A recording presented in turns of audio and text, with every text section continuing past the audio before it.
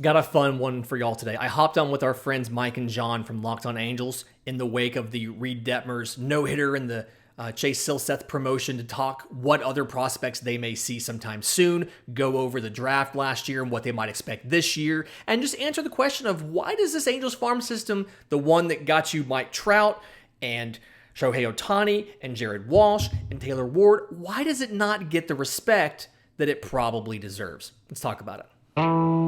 You are Locked On MLB Prospects, part of the Locked On Podcast Network, your team every day.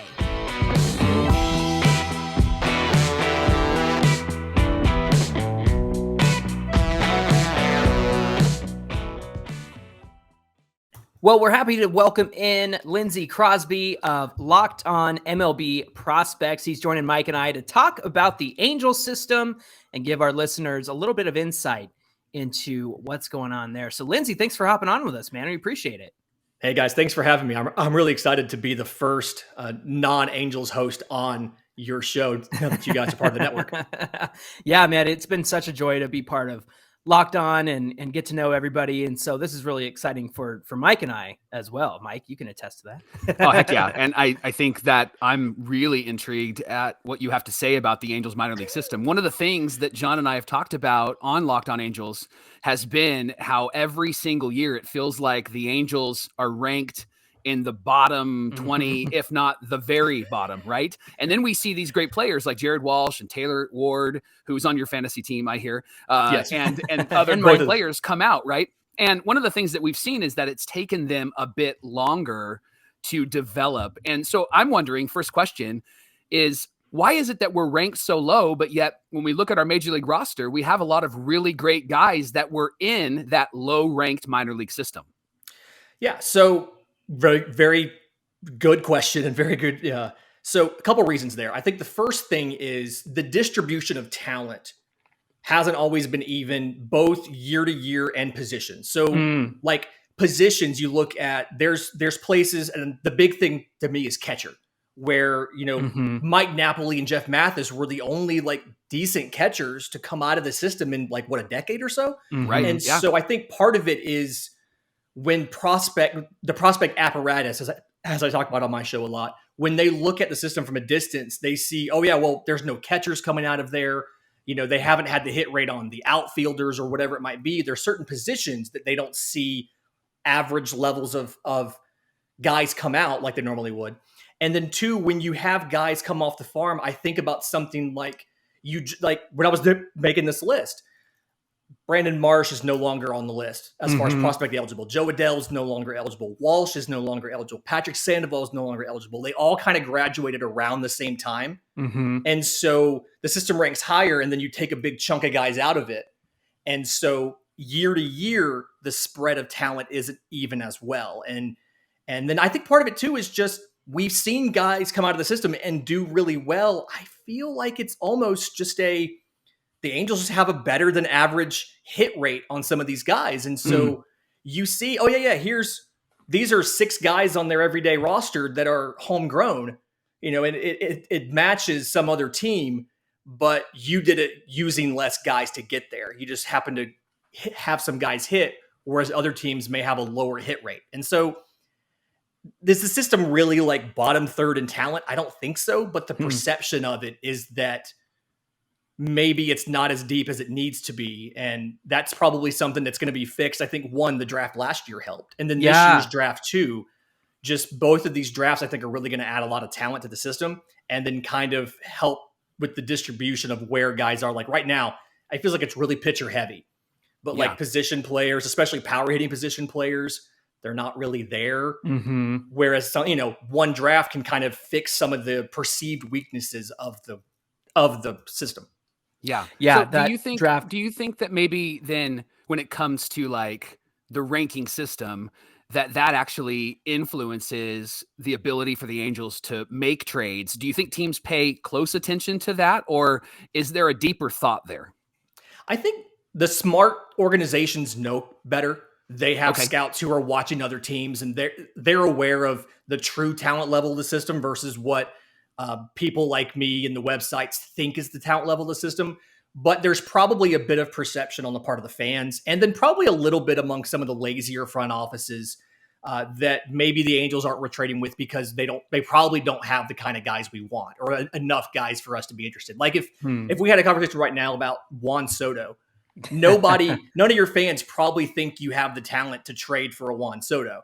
Yeah. That only comes up because that's the thing going around Twitter right now is what's the trade package for Juan Soto? Whereas you can probably in every single system find enough guys to make a deal like that. And I think that most of the good baseball front offices, your Atlantas, your Torontos, things like that, they know that. They're aware that there's plenty of talent here. It's just the fans and some of the some of the national media who maybe is looking at all of the organizations at once. They're not necessarily as aware. Got it. That makes sense. There was a great tweet from @Team Otani that I saw the day the news about Juan Soto kind of broke.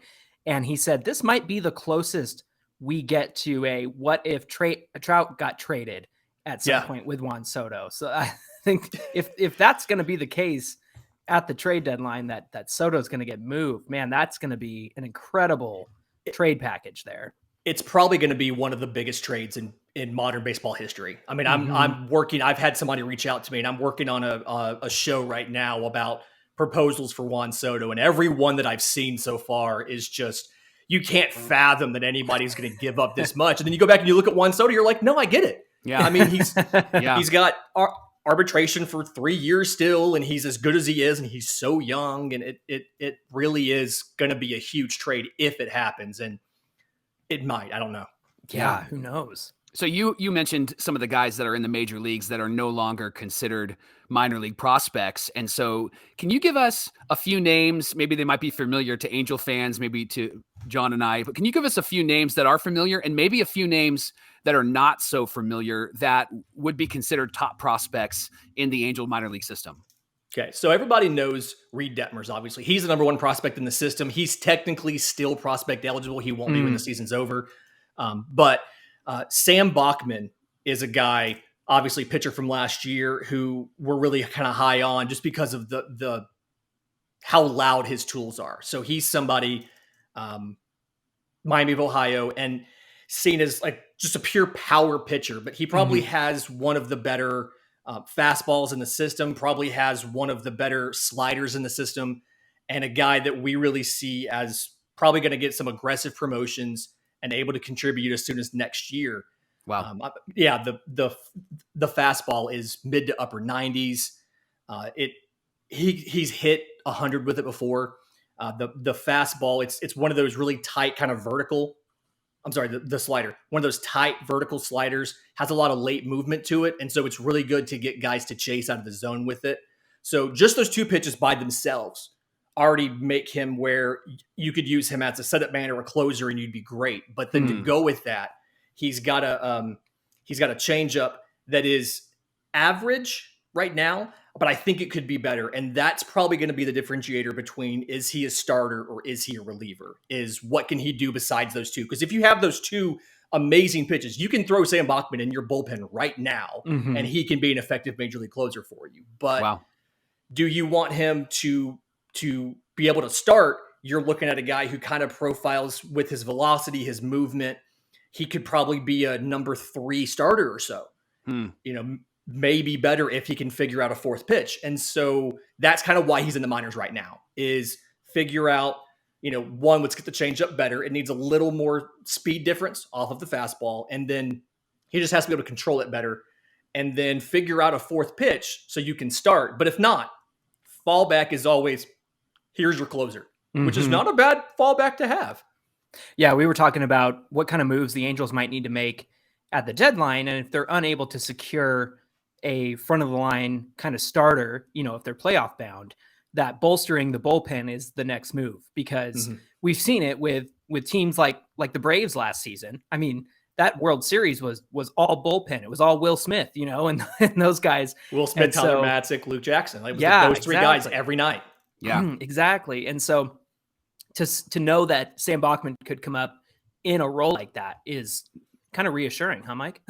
Yeah. Well, I mean, you and I've talked about that Frankie Rodriguez 2002, him coming up and, pitching just 8 innings in the major leagues, and then he gets on the postseason roster. And so there's always that sentimentality in Angel fans' hearts where we're like, how can we match this season to 2002? And so when you talk about Sam Bachman coming up and being in the bullpen, all of us go, ooh, hey, that sounds great. Especially so we get really excited about it. Especially 20 years after the World Series. Oh man, right. Like 20 years. That was 20 years ago. 20 years ago. Oh god. Yeah. I'm so much older than I realized. Oh my goodness. And the rest of this show is going to be a therapy session. That's right. That's right. Let's unpack that a little more. Yeah. How does that make you feel? Who else? Today's episode is brought to you by our friends at Built Bar. I love brownies, but you know what I love even more is brownie batter. Sometimes I eat half the batter just while I'm making the brownies. Now imagine if you could eat that brownie batter and get some protein. You're in luck because Built has a new creation, and this is better than ever. It's the Brownie Batter Puff. Takes protein bars to a whole new level. It's available right now on Built.com. So this is a chocolate cover protein-infused marshmallow that has the flavor of a brownie.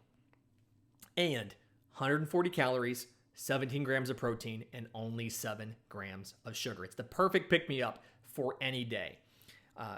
It's even made with collagen protein, which helps your body absorb more efficiently and provides tons of health benefits.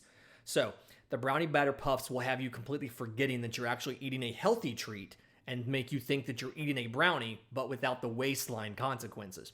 Go to Built.com, use promo code LOCKED15, and get 15% off your order. That's promo code LOCKED15 at Built.com.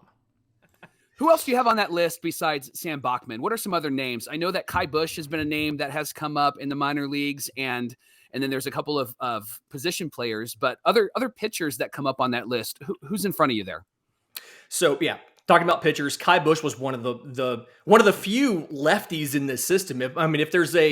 If you want to talk about a weakness when it comes to pitching in the system, I think it's just the prevalence of righties and the lack of lefties. But Kai Bush is definitely that guy. Transferred a lot in college, and so I think part of the reason why he was a little underappreciated was because he moved around so much. But he's a big lefty. I mean, 6'6", 240, big guy. Wow.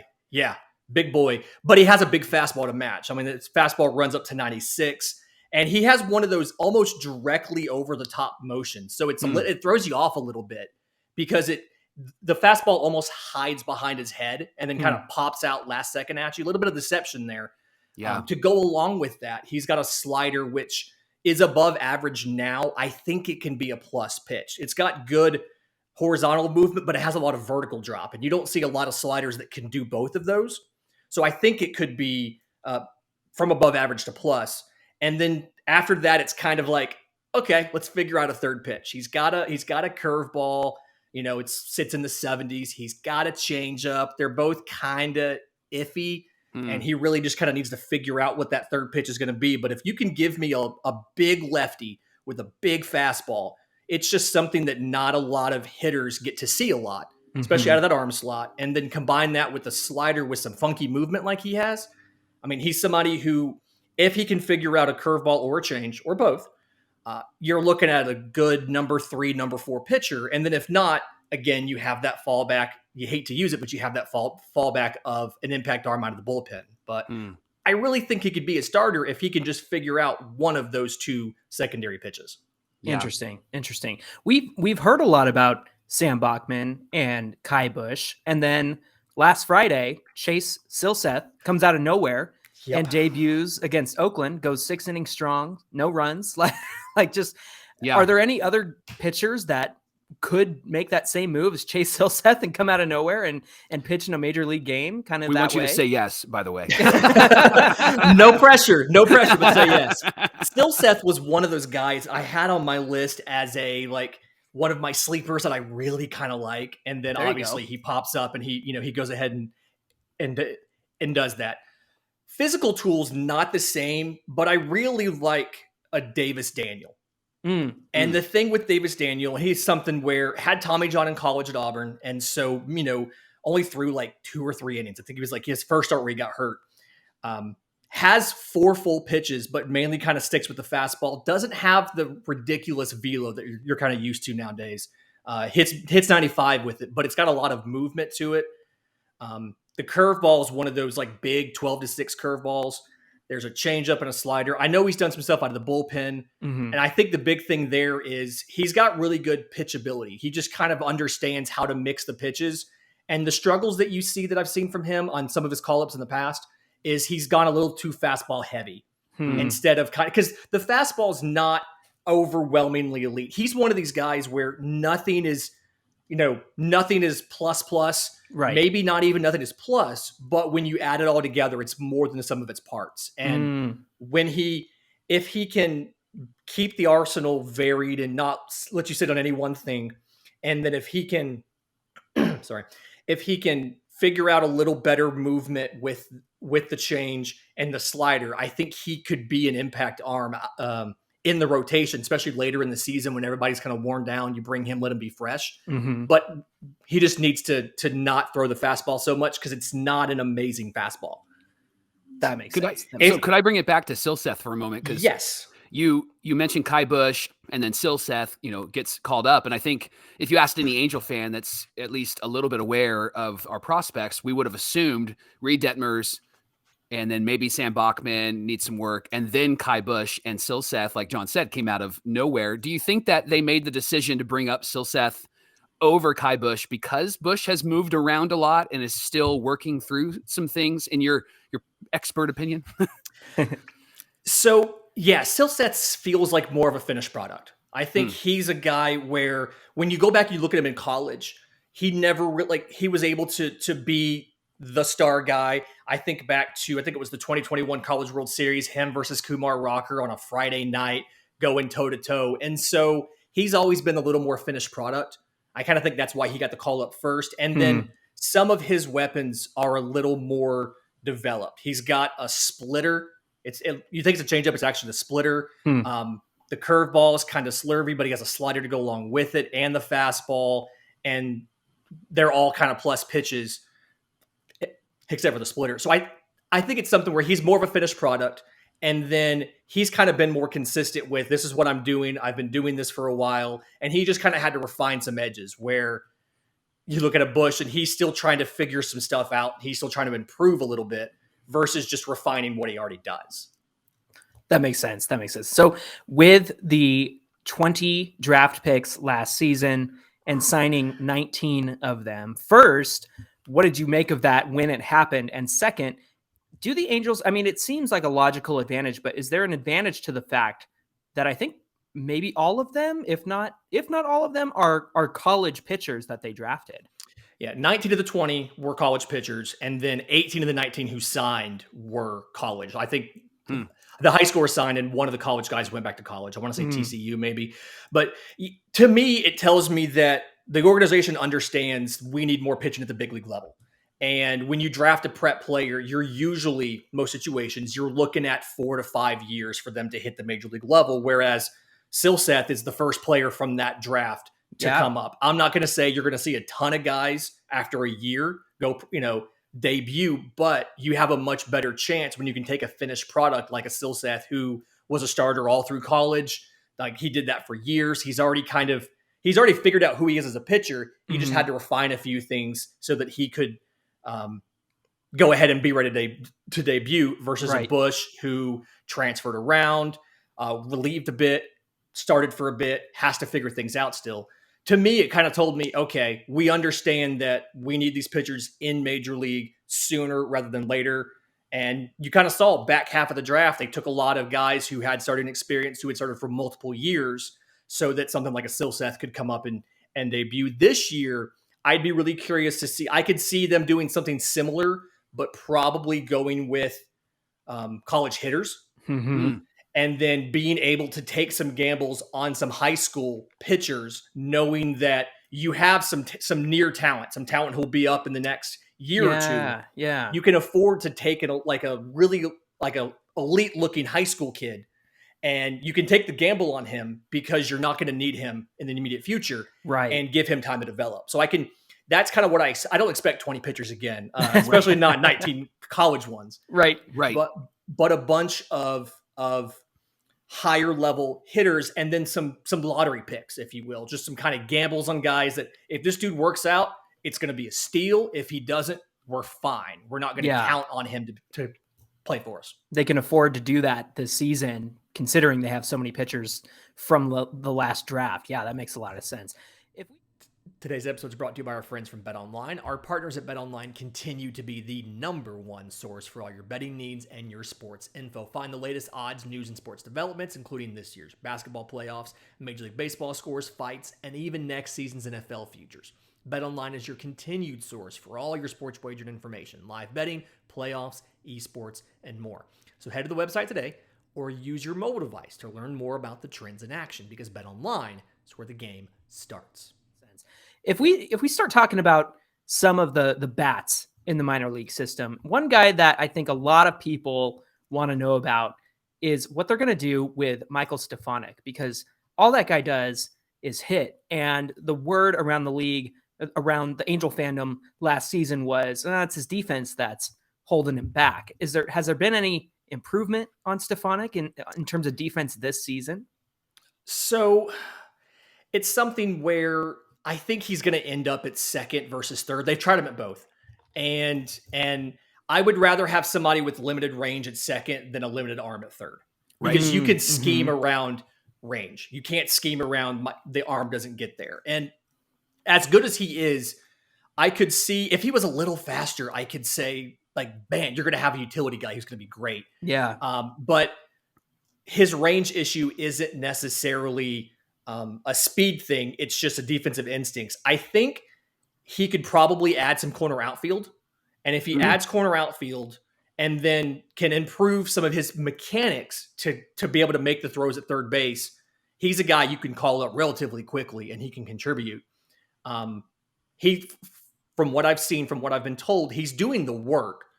We're just waiting to see all of the outcomes from it. He's legitimately trying. He's going through drills. He is getting better. It's just how much better do we need him to be before we feel comfortable that we're not going to lose value by bringing him and using him in a defensive role. Right.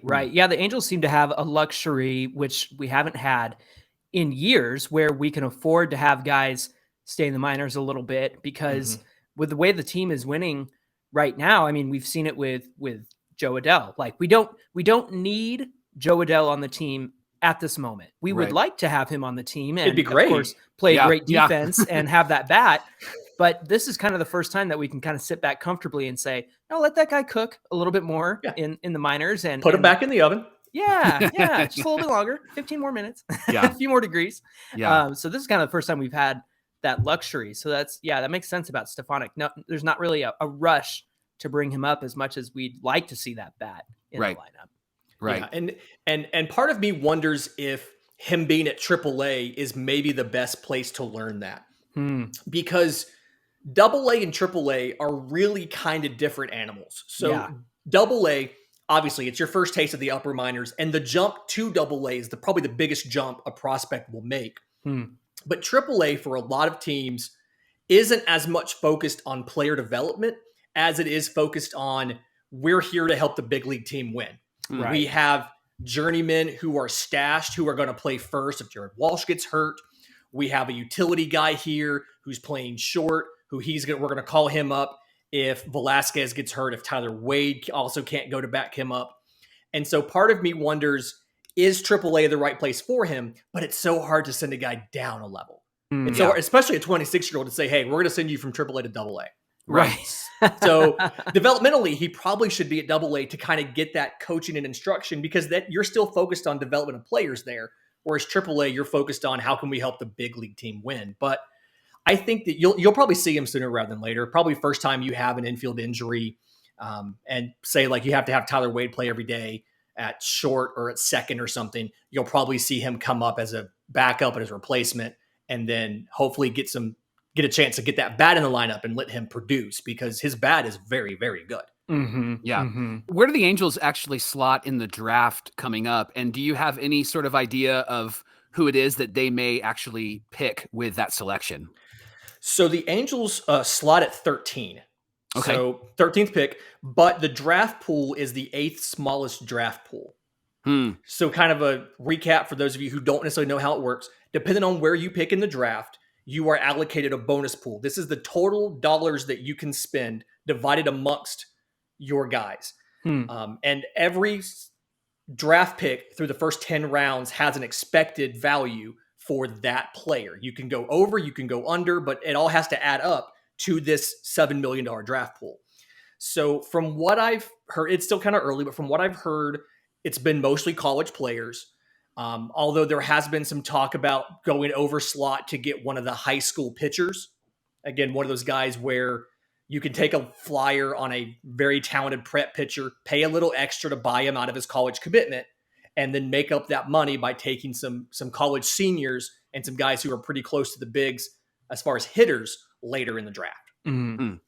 Now, John, can I ask a ridiculous question? Always. Okay, because I'm always the ridiculous one on Let's the show. get ridiculous. I love ridiculous questions. Okay, so Angel fans, including John and I, have been so frustrated when the Angels drafted a guy named Roberto Baltaquin a few years ago. I don't know if you have any information on him, but if there's any information that you have, can you tell us if that was a really stupid pick or if other teams were really excited about him? And be gentle, please. So he was an interesting player. That was gentle. That was gentle. There were multiple players multiple teams who were interested.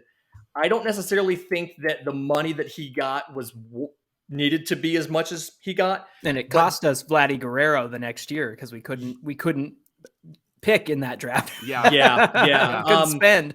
Yeah, I don't necessarily think if I could go back, I wouldn't make that pick. Right. Yeah, put it that way. Neither would we. Yeah. The money demands weren't quite in line, and it wasn't a great idea, but it's fine. It's worked out. We're here now. You have Shohei Ohtani. Yes. He does really cool things on a baseball field. Yeah. I love to watch him play. You were really kind and gentle. We appreciate it. Thank you. I was like, oh man, I'm in a mind for this. Is fun. Hey, Lindsay, really fast. Top five, 3 of the top 5 for the Angels are all marked as shortstop / infielders. We've got Kyron Paris, Errol Vera, and Jeremiah Jackson. Do any of those guys stand out to you? Any notes that our listeners should know about those infielders? Okay, so one thing is you'll see a lot of minor league infielders marked as shortstops, and that's just simply because you get the most athletic guy and you move a lot of them. That's normal. It's not too weird there. Kyron Paris, to me, I don't do a ton of comps on my show because I don't want to give people unrealistic expectations. But when I look at Kyron Paris and I watch him play, I see an Ozzie Albies kind of in the way that he plays. He doesn't have, he can't quite play shortstop. He's probably a second baseman. He's got good contact ability. Don't look at his stats this year. Slow start. He's got good contact ability, but I think his power is probably a little better than people are expecting. Okay. And so he could probably 15 to 20 home run power. Ozzie hits a little bit more, but he's still young. A guy that absolutely can grow into that. And you have to remember, he's only 3 years removed from high school. Right. So, right. I mean, he was a second rounder in 2019 out of Oakley, California. So, so a guy that offensive first, second baseman, probably hits for a little more power. Like I said, 15 to 20 home runs, plays a decent defense. Not good enough for short, but can be average to above average at second. And then makeup wise, his character, his work ethic, his leadership, I've heard nothing but good things there. And so one of those guys where I think he's graded as high as he is, seen as like a 3rd or 4th best prospect in the system, kind of because of his makeup, and he's kind of more than some of his parts. Interesting. I love that. Well, that's good news. Yeah. I heard Ozzie Albies and I got excited. I know. Another name you mentioned in there is Jeremiah Jackson. And he's somebody, if I could wave a magic wand over this system and take one tool that one person had and just make it significantly better, I would make his contact tool magically so much better. And I think he would be an impact infielder. He has, if if you give him something on the pull side, he will destroy it if he makes contact. Right. And like, I mean, it's something where he got better last year. He at picking up spin, picking up secondary pitches, not letting himself chase out of the zone, but he still strikes out about 30-something% of the time. And what makes that harder is his year last year got cut off because he had a quad strain and he missed most of the back half of the year. Okay. He only got like 50 games, but he started off slow, which he tends to do, and then caught fire and then got hurt. And so this year, I think he's batting about 250 right now. Same thing. He's a little bit slower, but if he could just be a little better with contact, I think he could be a guy sooner rather than later for you. It's just, I mean, because if he gets hold of a ball, it's gone. He destroys it. It's just a matter of if he gets a hold of it, if he makes contact. Right. Gotcha. That's good to know. I mean, 30 homer power is like from this middle infielder. Yeah. But he has to make contact first. Right. Yeah. It's the Joey Gallo of It's the Joey Gallo of middle infielders. I can't think of anybody that we've had that has had that sort of power at second or at short in the Angel system or for a while. Gosh, I think you have to go back. You got to go back to the probably early 90s for that. Yeah. Right?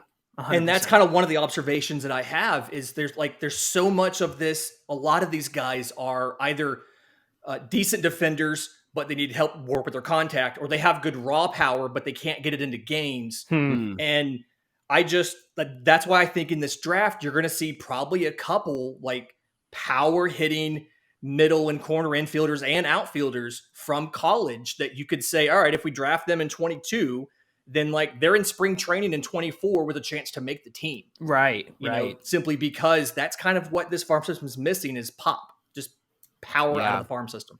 Yeah. Man, I feel like I am just opening up a prospect encyclopedia, Lindsay. This was so good. So good. Hey, that's the phrase we use when we talk about the show. Prospect encyclopedia. You guys got the coffee.